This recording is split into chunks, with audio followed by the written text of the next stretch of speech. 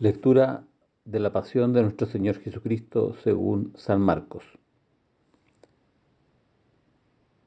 Los soldados le llevaron dentro del palacio, es decir, al pretorio, y llaman a toda la cohorte.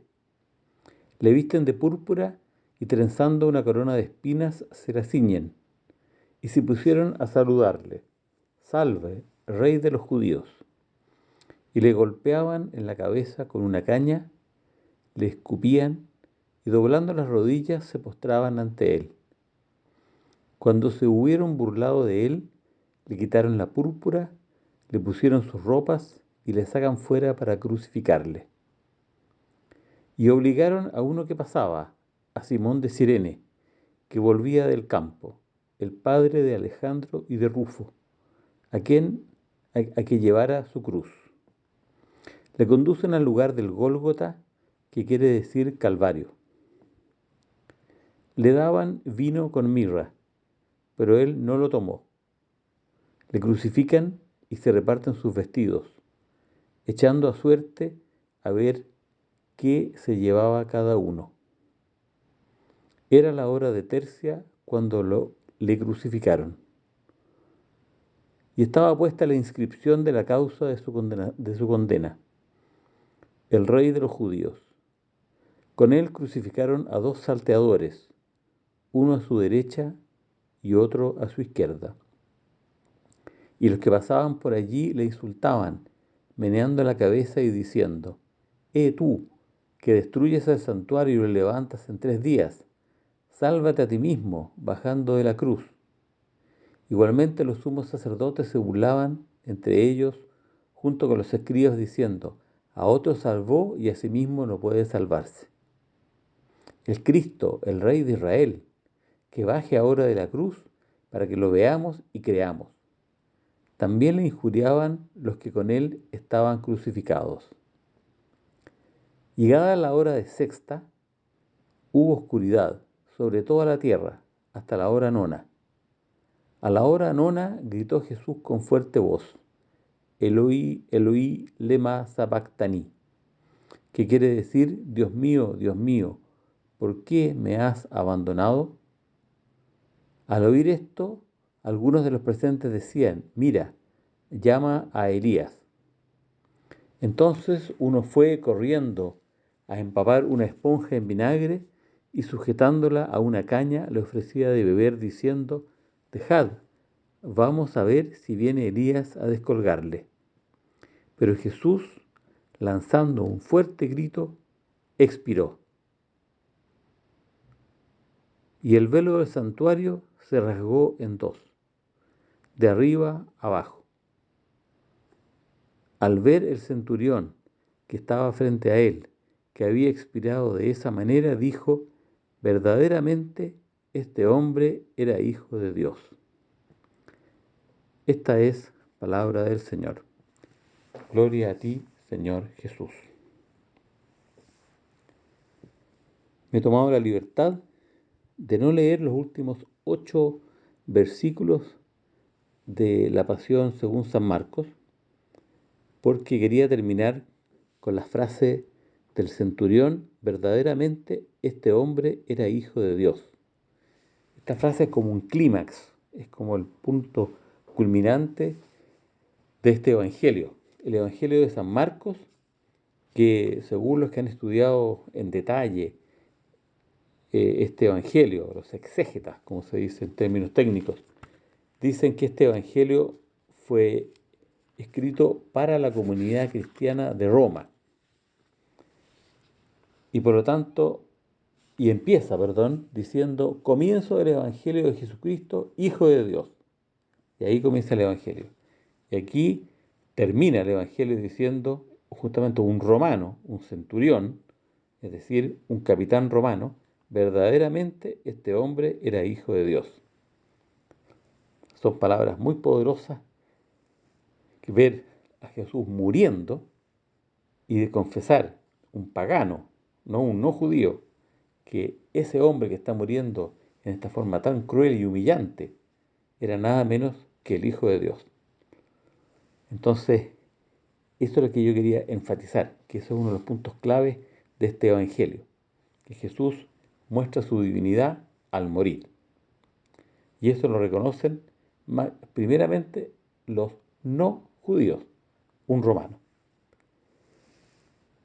Segundo punto, quería decirles que es un detalle, se habla aquí de Simón de Cirene.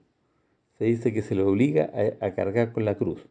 Y se dice un detalle que aquí aparece solamente en Marcos, que dice que era el padre de Alejandro y de Rufo.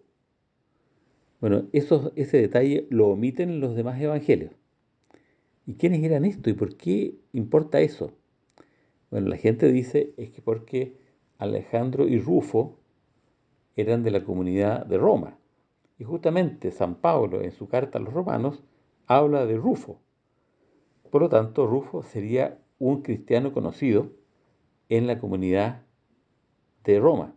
Y es por lo tanto que es por eso que esto es como algo de primera fuente y que San Marcos entonces lo quiere consignar por escrito. Bien, Simón de Cirene es una figura muy importante, a él lo obligan a llevar la cruz. Ya muchas veces en nuestra vida nosotros tenemos que ser obligados a ayudar a otros a llevar su cruz. Quizás a veces no voluntariamente, si nos obligan, pero en realidad a veces nos hace bien que nos obliguen a llevar la cruz de los demás, porque nosotros estamos a veces tan ensimismados en nuestros problemas que no se nos ocurre siquiera, o nos da miedo, nos da vergüenza, ayudar a los demás a llevar su propia cruz. Quería recalcar que aquí se usa mucho el término el rey de los judíos. A Jesús le ponen en una inscripción, el rey de los judíos. Justamente los soldados se ríen de él, se burlan de él, lo visten de púrpura y trenzando una corona de espinas. Se pusieron a saludarle, salve, rey de los judíos.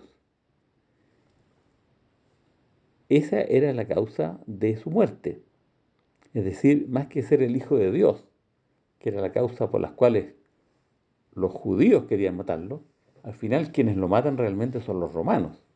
Y los romanos lo matan porque Jesús se declara, o la gente lo considera, el rey de los judíos. Bueno, y este era un título relativamente, podríamos decir, sedicioso, revolucionario, porque los judíos esperaban que el Mesías fuera el rey de ellos y fuera un rey que expulsara a los romanos. Entonces, por eso que es razonable que a Jesús entonces lo maten por ser considerado rey de los judíos, es decir, considerado el Mesías, como un Mesías político. Otro detalle interesante que se habla de las horas aquí, la hora de tercia, la hora de sexta, la hora de nona. Yo he estado leyendo la Biblia de Jerusalén, que es una Biblia que no pretende ser entendida por todos, sino que pretende ser fiel al original. Aquí a veces se traduce por las 9 de la mañana, las 12 del día o las 3 de la tarde. Bueno, los romanos contaban las horas desde las 6 de la mañana, por lo tanto la hora de tercia era las 9, la sexta era mediodía y la nona las 3 de la tarde. A Jesús lo crucifican a las 9 de la mañana, a la hora de tercia, el sol se oscurece a la hora de sexta, a mediodía, y Jesús muere a la hora de nona, a las 3 de la tarde. Estos detalles es para mostrar lo real que fue esto. Llama la atención que Jesús muere bastante rápido, 6 horas para un crucificado no es mucho. Crucificados a veces podían durar días. ¿Por qué Jesús murió tan rápido? Y la gente piensa que es porque Jesús fue azotado primero. Y los azotes podemos ver en algunas películas como La Pasión o el mismo Jesucristo Superestrella. Se nota que la pasión, los azotes en realidad podían matar a una persona.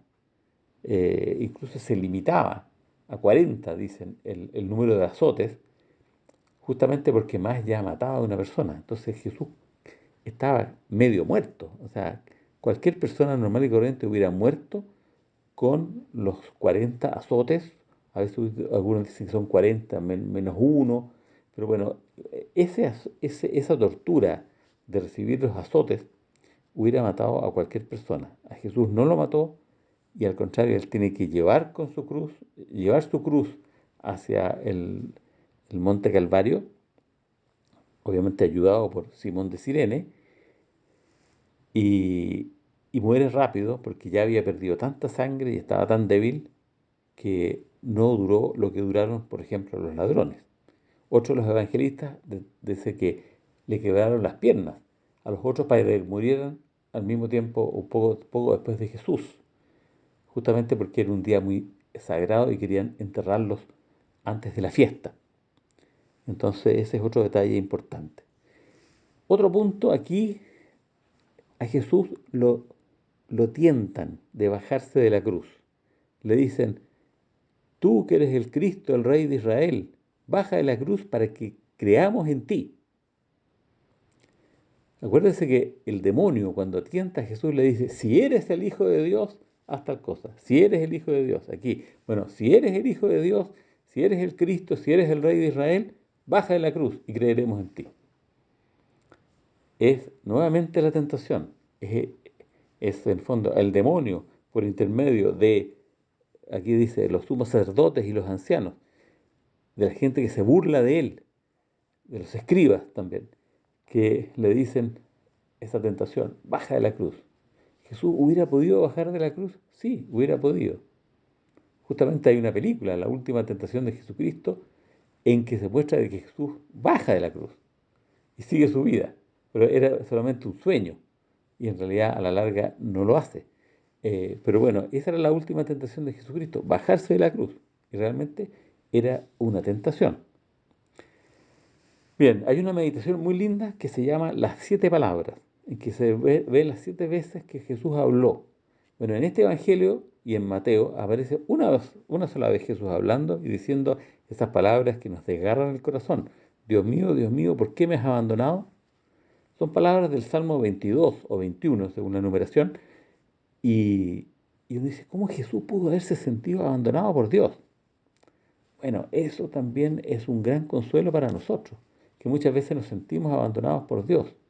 Recuerdo una vez haber estado en un funeral de una niñita, una chiquilla de 22 años, había tenido una guagüita que tenía 1 año, y su padre, me acuerdo, en el funeral, mira al crucifijo y le dice, Señor, ¿por qué me hiciste esto? Fue desgarrador oír eso. Bien, cuando alguien ha sufrido mucho, es natural que se sienta abandonado por Dios. Bien, Jesús se sintió también abandonado por Dios. Y eso es un gran consuelo para nosotros, cuando nos sintamos abandonados por Dios. Jesús al final expiró. ¿Y qué ocurre aquí? El velo del santuario se rasgó en dos. Recuerden que los judíos, cuando sentían que algo era muy terrible, se rasgaban las vestiduras. Aquí es que Dios mismo se rasga las vestiduras porque su hijo murió, porque los seres humanos mataron a su propio hijo. Entonces el velo del santuario se rasgó en dos, de arriba a abajo. También se acaba el Antiguo Testamento, comienza el Nuevo Testamento. Y al ver esto, entonces el centurión, como les decía al comienzo, dice, este verdaderamente era hijo de Dios. Este hombre que murió, que era verdadero hombre, era también verdadero Dios. En el nombre del Padre, y del Hijo, y del Espíritu Santo. Amén.